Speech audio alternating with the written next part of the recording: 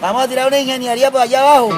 Bueno, el barrio recibe a todo el mundo, desde el pequeño al más grande. Que se Sintonía Marmato. Yo llevo por ahí unos 40 años viviendo esta quebrada. Más allá arriba es cuando empieza uno lo bueno. Buenas. Mi nombre es Barequeo Cañas Ríos. Soy un oficio, soy un verbo, soy un viejo conocido del río y del cañón. Mi edad se funde en las auroras de los asentamientos humanos en estas tierras marmateñas. Pero no pierdo vigencia. ¿Y sabe por qué? Con gusto se lo explico. Párele pues oreja que aquí van mis fundamentos. Esto es el rebusque de lo apenas visible. Una búsqueda por quedar en la memoria de mi querido Marmato y en la historia de Colombia. Bien, pues súbase por donde quiera que aquí hay puesto. Donde brilla el oro puro, entre piedra y mineral, en medio de nuestro pueblo está el molino quebrando las piedras que a pico y barra. ¿Y entonces qué le han parecido mis fundamentos? Como le decía cuando nos cruzamos en el Camino Real. Eso hay mucho tema. Yo podría estarle conversando por días. Me alegra que aún no se haya aburrido. Aquí por donde vamos bajando se llama Pantano. Ese es el nombre de la quebrada. Ya luego que bajemos más nos encontramos con Cascabel, la otra quebrada importante para mí, porque en estas dos está sobre todo mi historia en este municipio. Es por estas quebradas que llega el estéril. ¿Se acuerda que le conté que así llaman al material que queda de la minería de socavón y los molinos que ya no tiene suficiente oro? Pero yo sé que no es así. Pues todo es estéril, que de a pocos no parece significar mucho, se va acumulando en la cañada, formando capas y capas de material con oro en el suelo de los cauces de las dos quebradas y hasta su desembocadura en el río Cauca. Y es el que van sacando quienes me practican.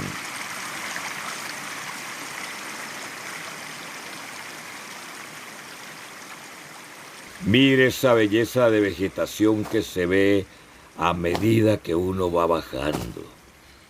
Bosque seco tropical es lo que usted está viendo, que se funde en momentos con pastizales y cañaduzales. ¿Sí? Por aquí también se daba mucho la siembra, ya menos, porque las condiciones van cambiando. La minería, en sus distintas formas, ha mantenido e incluso aumentado su valor, y en cambio, por la producción de comida ya no pagan tanto, ni a quien maneja la producción, ni a quien jornalea. Además, algo que se valora muchísimo en estas tierras es la autonomía. Eso de ser tu propio jefe, que se escucha en las grandes ciudades y el mundo cosmopolita que llaman. Y que fue así como un boom y el sueño laboral hace unos años. Esa ha sido la filosofía de siglos de quienes barequean. No estar sometidas ni sometidos a un patrón. Que el producido tenga también que ver con qué tanto se esfuerza o no. ¿Sí me entiende?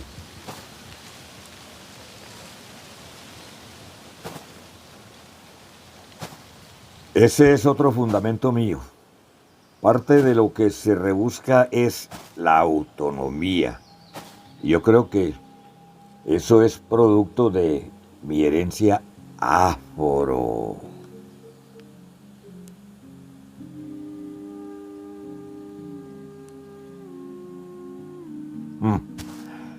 De más que sí, porque los hombres y mujeres esclavizadas y traídas de África, que aprendieron de la gente cartama a practicarme, en muchos casos lograron comprar su libertad a punta de barequear. Esto que le cuento quedó incluso escrito en la novela Tomás, del escritor marmateño Rómulo Cuesta. Hasta me aprendí esa partecita que lo nombra porque me llené de sentimiento cuando la escuché en boca de alguien. Vea, dice así: este ambiente de explotación del oro se pierde en la noche de los tiempos. Los esclavos de épocas pasadas sacaban con este barequeo cantidad de oro suficiente, no solo para mantenerme, sino también para pagar la libertad.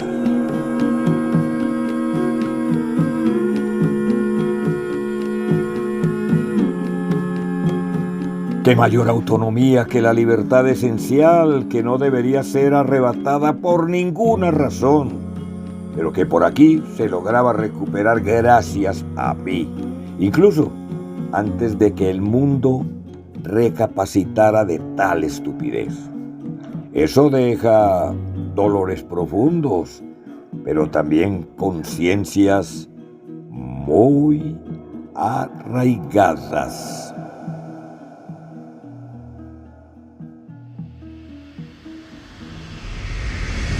Sean bienvenidos y bienvenidas al gran show del barequeo, una voz de minería ancestral para Marmato y Colombia entera. Barequeo hoy y siempre, un programa estelar y matinal, transmitido desde el Cerro El Ruel.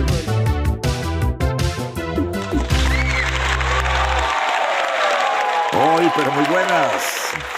Aquí estamos cumpliendo nuevamente nuestra cita con la historia de este oficio maravilloso que me ha dado vida y que quiero compartir con todas y todos ustedes. Para el programa de hoy he invitado a dos personas que me conocen muy bien. Una por ser hija de Juan de la Cruz Moreno, también conocido como Cruzpi, un barequero tradicional del siglo pasado. Y al otro invitado por ser barequero él mismo y haber atravesado distintas épocas de este lindo oficio. Les estoy hablando de Carmen Moreno y Jair Rivas, quienes nos contarán cómo ha sido ser barequero o barequera a lo largo de los años. Ese que he sido yo ahora y antes.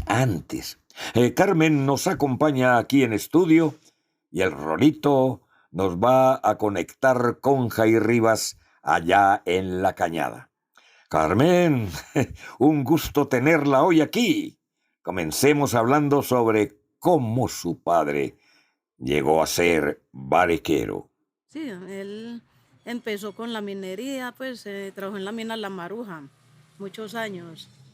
Ya después, ya de esa actividad, pues ya se salió y se dedicó al barequeo así tradicional. Él laboraba en la quebrada Pantano, pues cierto, toda la vida. También mi tío Jesús Antonio Ortiz Durán, sí, también pues, porque él tuvo un trabajo en los molinos, él era molinero en Marmato y después ya se dedicó también al barequeo, sí, también unos años, sí.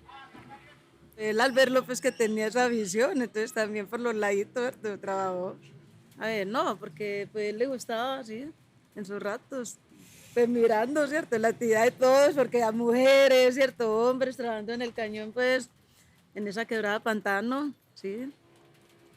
Pues a ver, ellos trabajaban de lunes a sábado, sí. Entonces ya, no, pero ya los viernes por la tarde ya iban administrando pues el lorito, y luego lo secaban, las secadoras que habían de cobre.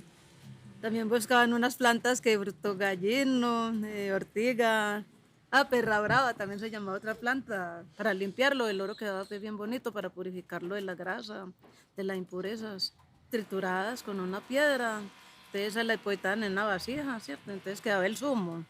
Con el zumo entonces ya procesaban, lo dejan un rato, entonces ya después ya lo secaban, sí, pues lo jugaban nuevamente, pues, para que no quedara pues con el color verde, claro. No, él siempre tenía esa costumbre de limpiar así, también le enseñó a muchos amigos que ellos subían a la casa allá en el cascajero donde nosotros vivíamos.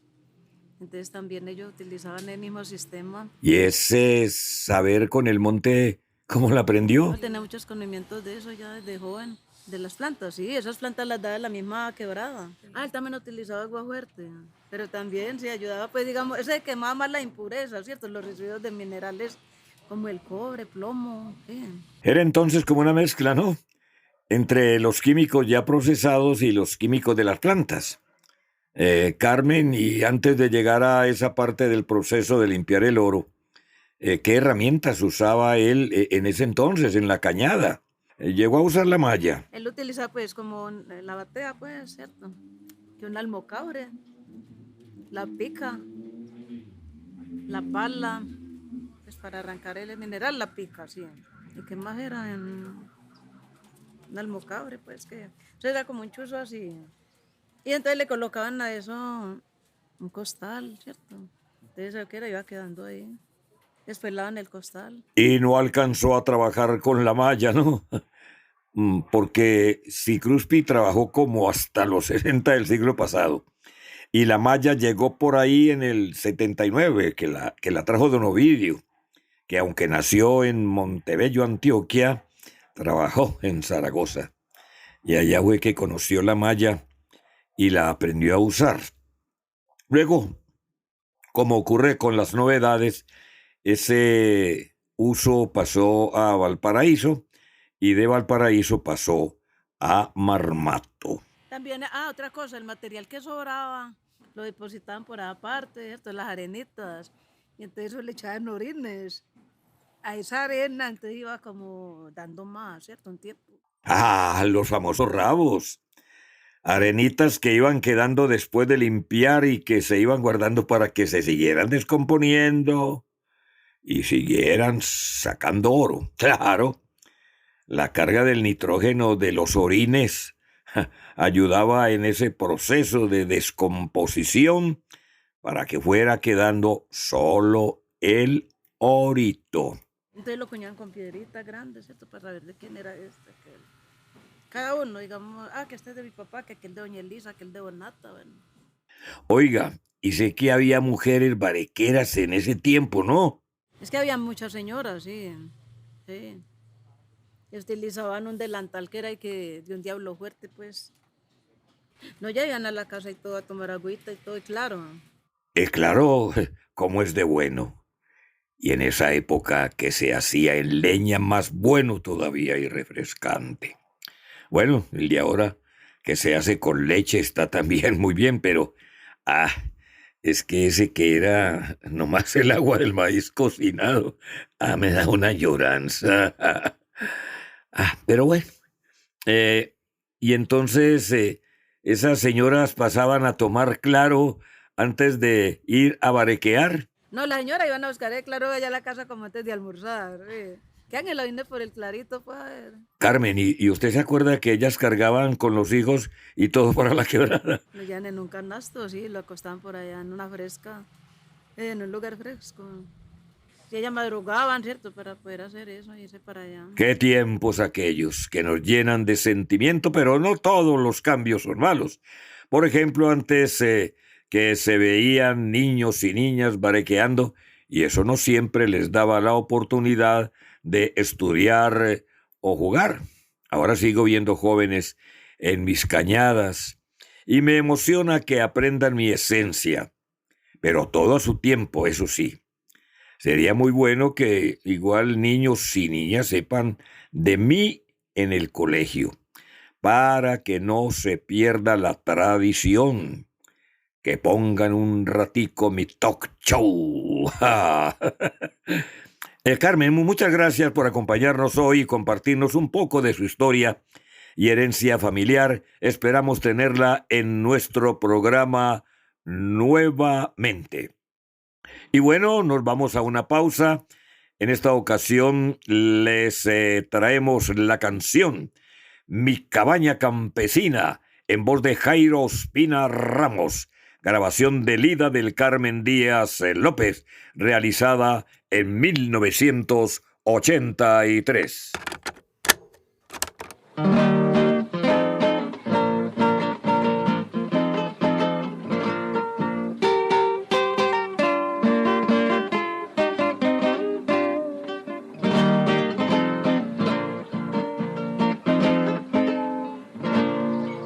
A través de los caminos se ven pasar los vecinos al pueblito más cercano, donde llevan su destino. Van mujeres bien vestidas, en sus manos llevan flores y vuelven enternecidas de la luna los fulgores, y vuelven enternecidas de la luna los fulgores.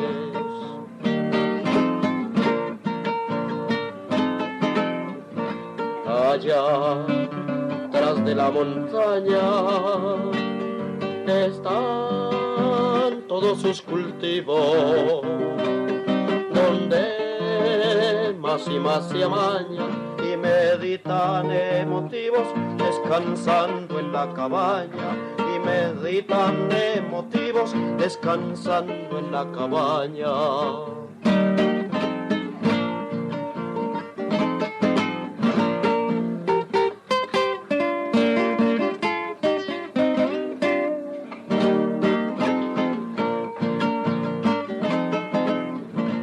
En mi rancho siempre se oyen las notas de mi guitarra, donde cantan y se esconden las aves y la cigarra. El jardín de mi morena se encuentra siempre florido, donde pasan muy cercanas las aguas del manso río, donde pasan muy cercanas las aguas del manso río.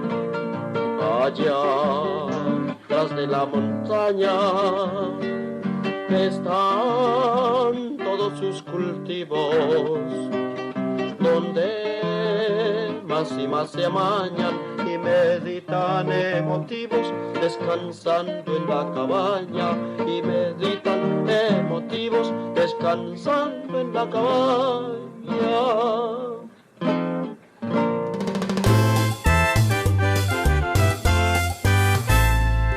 Regresamos a Barequeo hoy y siempre.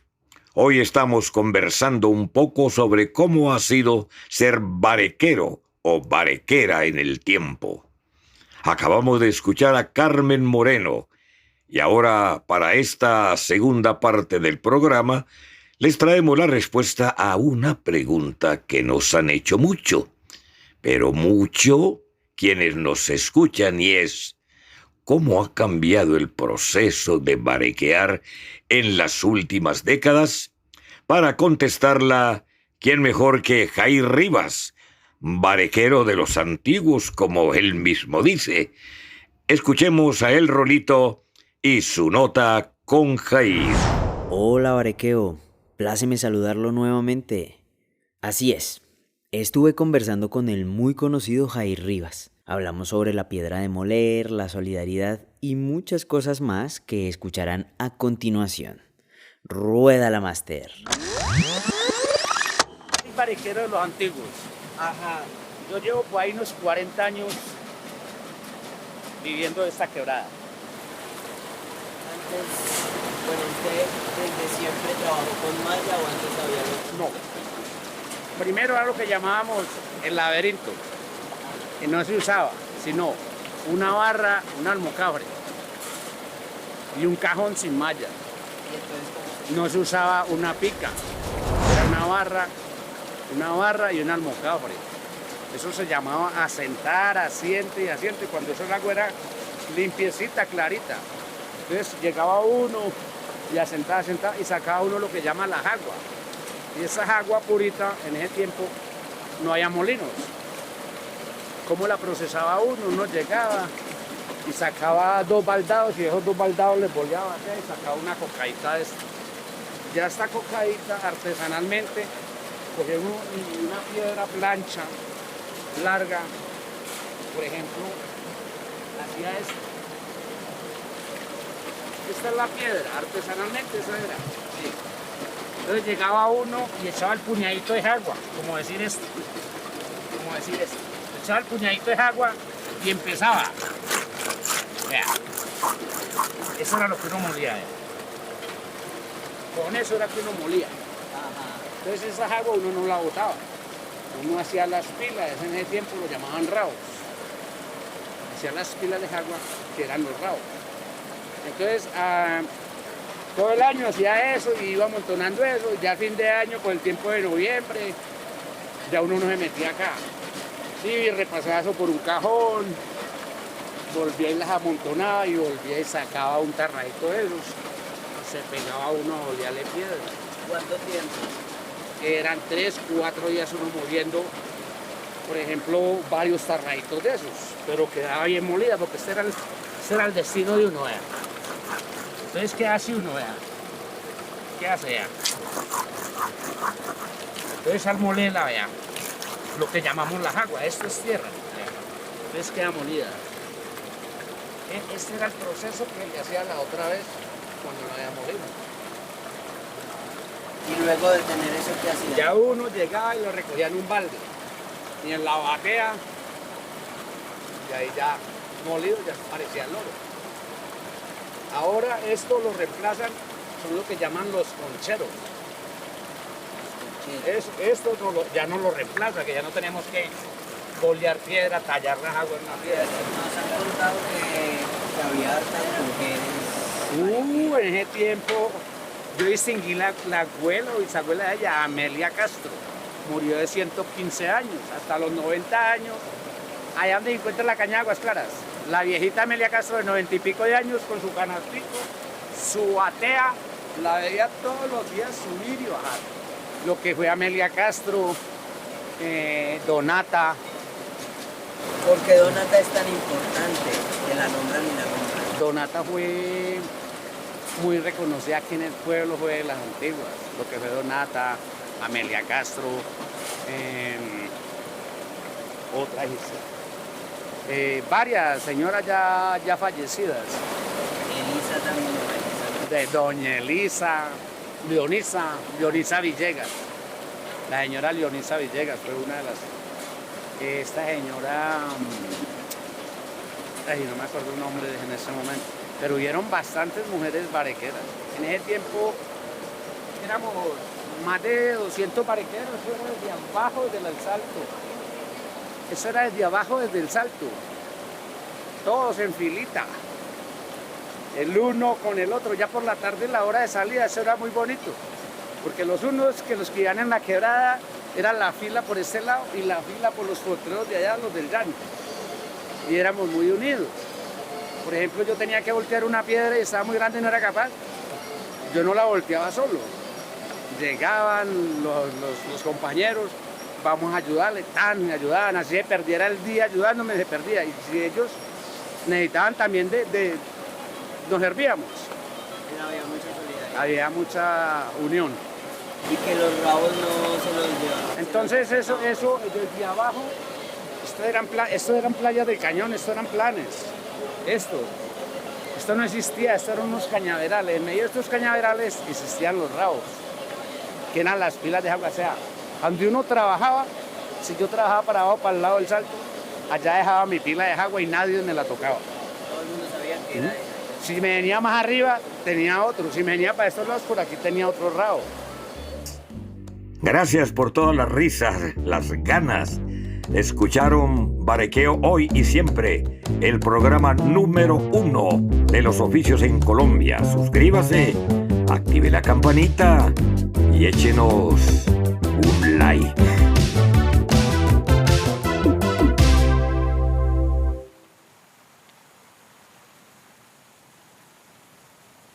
Aquí estamos pasando por Cascarejo, uno de los sectores de la quebrada Pantano o Pantanos.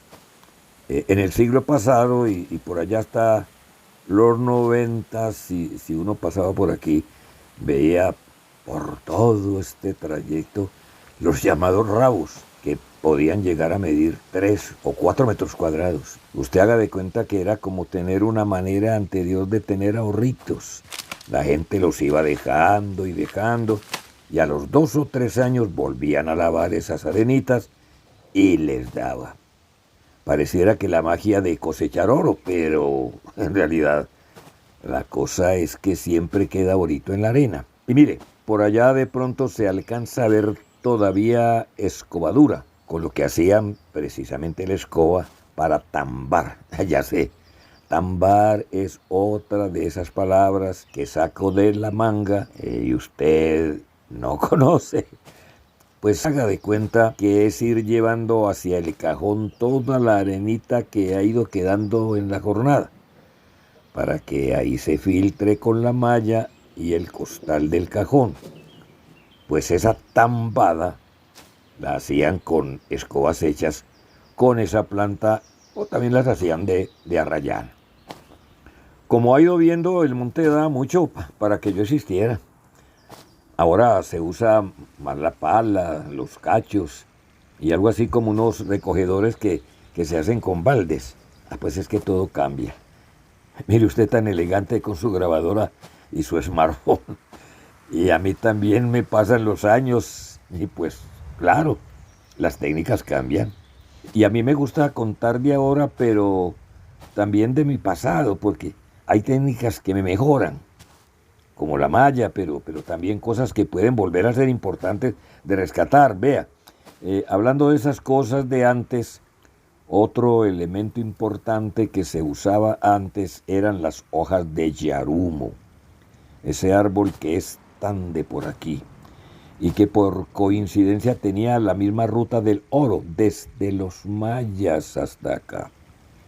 Pues esas hojas se usaban en las piedras que acuñan el cajón y que actualmente se han reemplazado por retazos de ropa vieja. Yo me pongo de romántico a veces y me imagino que nuevas generaciones vuelvan a usar eso que el monte nos da.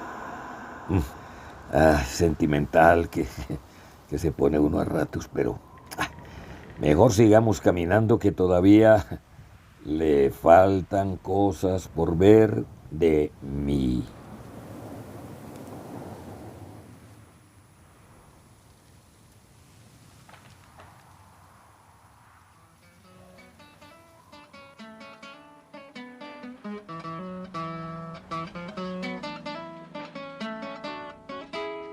Agradecemos a Carmen Moreno y Jair Rivas por compartirnos todo su saber y hacer parte de esta serie. Este podcast fue creado por la Sociedad del Sonido en asocio con la Fundación Huellas de Oro, la Junta de Acción Comunal de la Betulia, la Asociación de Barequeros de Marmato y Cita con la Historia. Investigación, Lida del Carmen Díaz López. Coinvestigación, barequeros y barequeras de la Asociación de Barequeros de Marmato y sus familias, Nancy Elena Castro, delegada del Encuentro Anual de Marmatólogos, María Cristina Ortiz Monzón, delegada del Grupo Cultural Huellas de Oro, John Jairo Moreno, delegado de la Junta de Acción Comunal del Barrio La Betulia, Paula Andrea Bernal, delegada del proyecto Cementerio del Guayabito El Llano, Gecko Gómez Cubides y Diana Guneivia García Salamanca. Guiones y creación de personaje, Gecko Gómez Cubides y Diana Guneivia García Salamanca.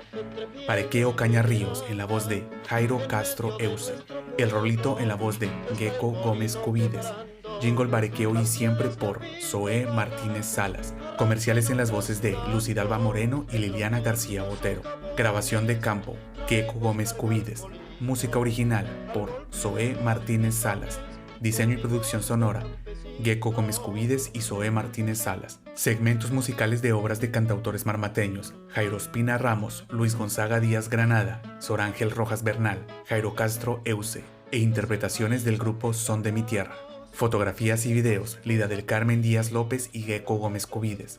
Diseño gráfico y multimedia, Diana Guneivia García Salamanca. Apoyo administrativo, Nora Martínez y Diana Guneivia García Salamanca. Este producto se realiza en el marco del programa de estímulo SICAN 2025.